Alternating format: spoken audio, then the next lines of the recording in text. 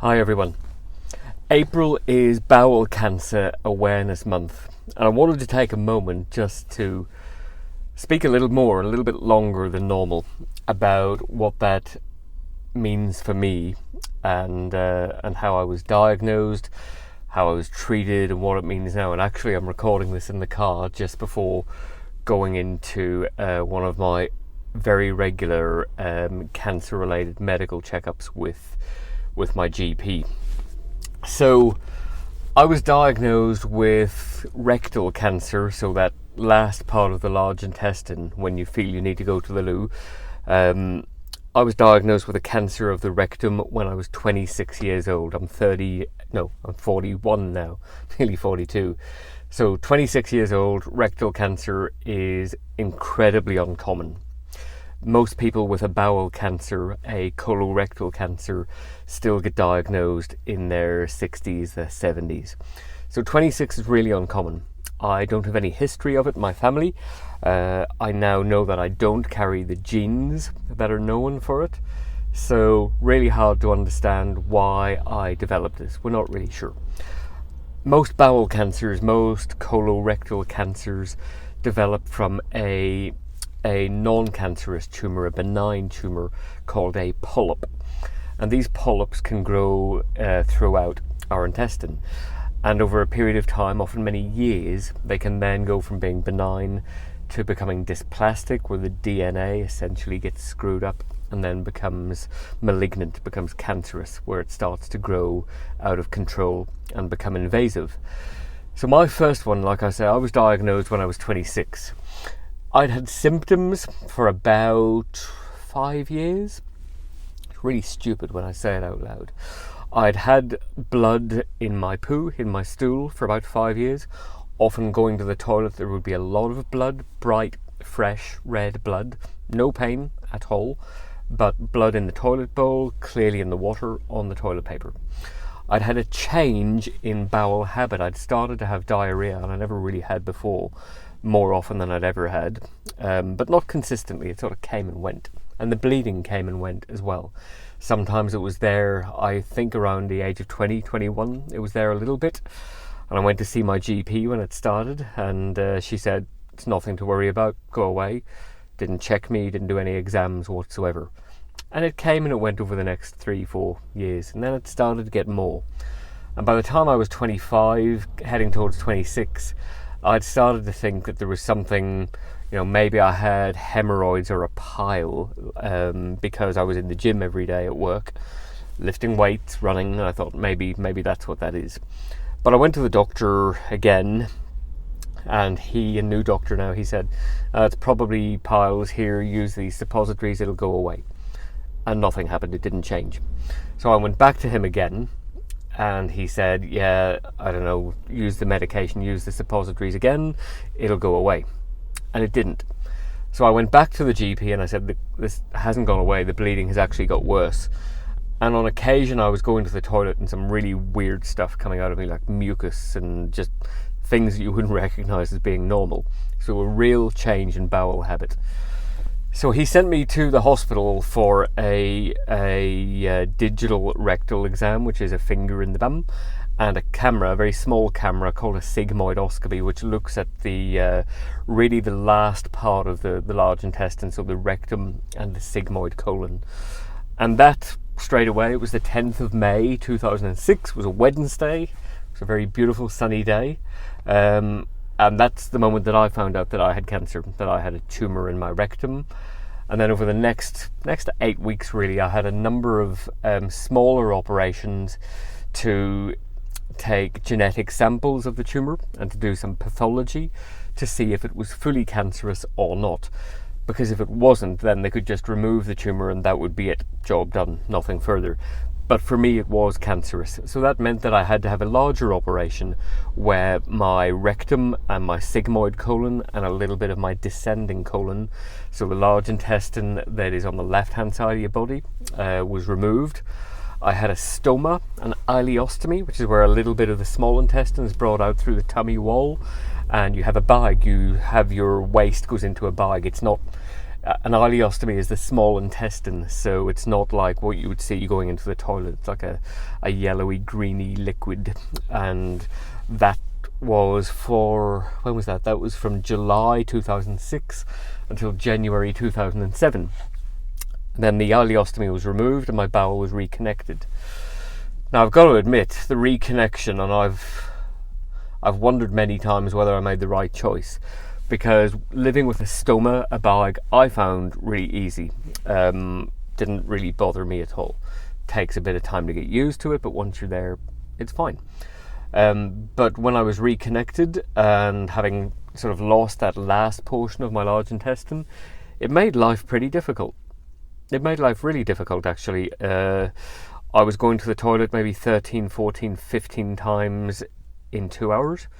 On one occasion I remember I was on the loo for 13 hours, which was really painful and really debilitating and really unpleasant. And it took 5 years really for my bowel habit to settle down and for us to understand that I was no longer tolerant to lactose. So things like milk or yogurts really screwed me up and made me feel really unwell. But it took a while and eventually got there. It settled down and sort of understood what life was like now. And 5 years passed, and cancers, we tend to talk about 5-year survival rather than cure. Sort of you're better or you're not. So 5-year survival is the thing. And I was very lucky. 5 years later I was still here. I was having regular exams, colonoscopies, so camera around the entire intestine every year to check it, CT scans to check for metastases, which is spread of tumour to my liver or my lungs, which is the most common place that a bowel cancer spreads to. But thankfully for me, they were all clear. So life went on. I was living in the UK, then with work moved to the Netherlands, and then in the Netherlands one day I felt really unwell at the office, and being in the Netherlands I got onto my bike, cycled home, went to see my GP, lots of pain. She sent me to the hospital for an ultrasound, and between leaving her place and cycling to the hospital, not a good idea, don't do that. Got to the hospital, sitting in the waiting room in the emergency department, and basically collapsed. And my large intestine had become totally obstructed in scar tissue called adhesions. And adhesions are really common for people who have had abdominal surgery. It's basically, if you imagine getting a chicken breast out of a pack, 2 chicken breasts, and they're stuck together with this sort of filmy, plasticky tissue, that's what forms on the inside of the abdomen after abdominal surgery. So my large intestine was twisted, stuck, and up behind my right lung. That's not comfortable, and it's really serious. It has to be dealt with in an operation straight away. So I was brought into surgery, reopened my abdomen, and luckily the surgeon was able to really just unfold my intestine, put it back in the right place, and sew me up again. Job done. Time rolls on, and in 2018 we're now living in Vienna, where I am right now, having moved from the Netherlands to the UK to Malta to Vienna. And in Vienna I was just going through my usual checkups, having a colonoscopy once a year, I wasn't having CT scans anymore because I was post 5 years, and I'd started having pain in my left hand side, my left hand of my tummy, sort of just parallel with my umbilical cord, my umbilical button, my tummy button on the left hand side. So I went to my surgeon, who was my colonoscopist, who knew my history, and said, look, I have pain here, it doesn't go away. And he said, yeah, don't worry, it could be just some inflammation, it'll be fine, don't worry, the cancer's fixed, it's gone. Doctors never tell a patient the cancer is gone. Tell them it's probably gone, but don't be definitive, right, sometimes. So over the next few months, this pain continued to get worse. I started to get much more bloated, really fat and in my tummy, and just not feeling comfortable at all. So I went for my usual colonoscopy, and I woke up, and the best thing about having a colonoscopy in Vienna is that you get propofol, which is a general anesthetic induction agent, tiny amount of it, but you're totally asleep, you don't feel anything, it's great. So I had my colonoscopy, and I woke up and I was told that I had a new cancer, which was quite large in my descending intestine, just really where the large intestine comes just under the margin of the ribs and starts to go down again, and mine was there. And it looked pretty big, and it looked like it had probably eaten through into some other structures, which isn't a great day out. So straight away, the same day, woke up from the colonoscopy, had CT scans and MRI scans to see if the cancer had spread. Didn't look like it had, and then 2 weeks later had surgery again. And because I'd already had a removal of a bit of my large intestine, this was a much more complicated operation. So my doctor, Dr. Bernard Dowser, who's an amazing man, took my ileum, which is the last part of the small intestine on the right hand side, and the cecum, which is the first part of the large intestine. So the last part of the small going into the first part of the big on the right hand side, took it out, turned it upside down and stitched it onto my bum, and then reconnected my small intestine and a little bit of the remaining large to this. So I now have a very small amount of large intestine, only about 20 centimeters in total, and I've also lost a number of bits of my small intestine. The remaining bits are all in the wrong place, which means that my bowel function is kind of weird. Things aren't in the right place, they're not connected properly, but they are connected. So I had a stoma again, an ileostomy. It was then removed and reconnected.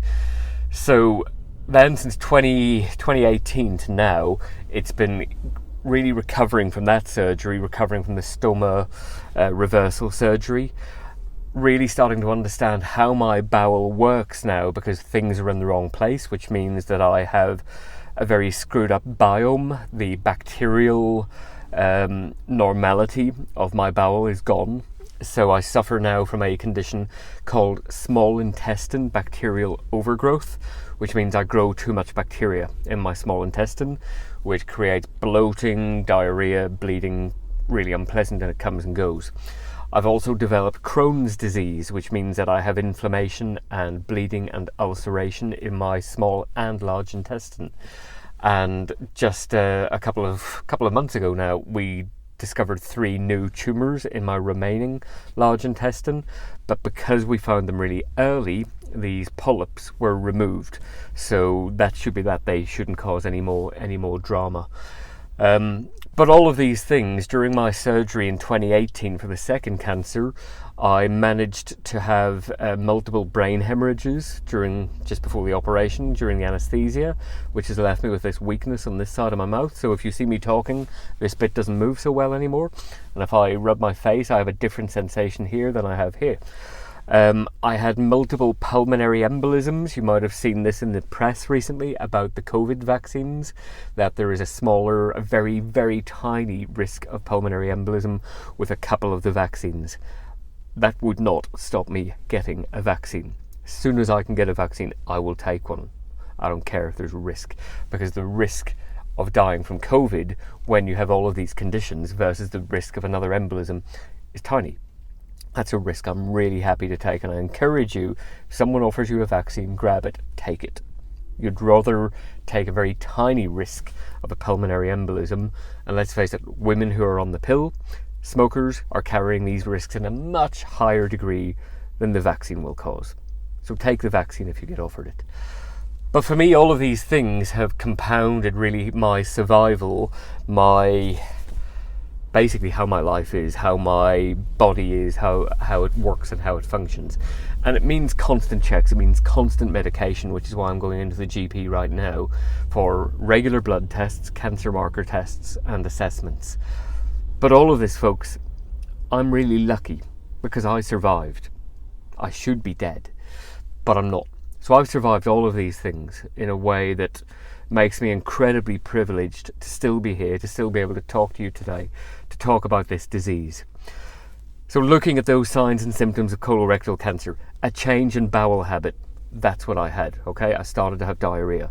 I could see blood in my stool, mucus. All of these aren't normal. I had a pain in my tummy second time around that wouldn't go away. All of these things, I started to get really tired, really fatigued. I mean, I was exhausted constantly, and that's because the blood loss from the tumour was causing me to be anemic. So really, I know you don't like doing it, we don't like doing it, but please, when you go to the loo, look in the toilet. Is there any sign of blood? Is your poo, your stool, red on the outside? Can you see red or blood in it? Is there blood on the toilet paper? If there is, go to the doctor, get checked out. It's probably not a cancer. But if it is, the sooner you start treatment, the better likelihood of survival. Remember, my first diagnosis, 2006. Here I am, 2021. Yeah, I've had it again, but I'm still here. So listen to your body. Don't die of embarrassment, okay? We all go to the toilet. We all have a bum. Don't let something that might be wrong, that might kill you, don't let that embarrassment stop you seeking help or seeking advice. Thanks for listening. There's some links in the video, below the video or above the video, wherever I post this, for finding out more about this disease and what you can do to stay healthy. Take care. Thanks for watching. See you soon.